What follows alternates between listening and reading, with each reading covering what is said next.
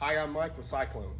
By now, everybody's having problems with their sprinklers freezing up and causing the red light to come on in their systems. To start with, you can get some warm water and dump over the sprinkler head outside. And just to warn you, it may break it, but it may also unthaw it. You can try that first and see if that goes ahead and unthaws it. Secondly, you might have to dig down around it, but you should be able to get a hold of it and unscrew it. When you unscrew it, it'll come off the pipe. And down inside the hole, you'll see just this white fitting sticking up there. If you go through and make sure all your breakers and stuff are on, the water should shoot up out of this. If you can't get that to unscrew there, if you unscrew it with the purple top, you can unscrew it there. And the whole system will pull out and the water will shoot out of it there.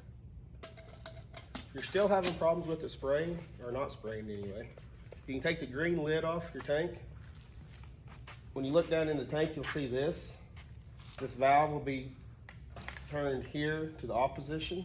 If you turn it on, and turn all your breakers back on, which is inside your control panel, they all should be flipped up to the on position. It should run, and you should have water circulating through and back through straight back into the tank. If that is working, you can run down to Lowe's and buy you some fittings.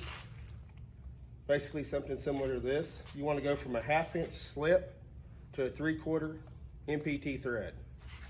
And buy you some hot glue, and use hot glue because hot glue works better in a wet environment. Glue all that together, and reach down in there and screw your water hose on the end of it.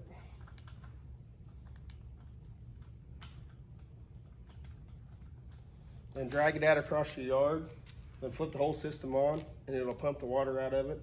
And it'll be doing the same thing your sprinkler's doing. Since it's going through the system, it'll be adding the chlorine to it just like normal.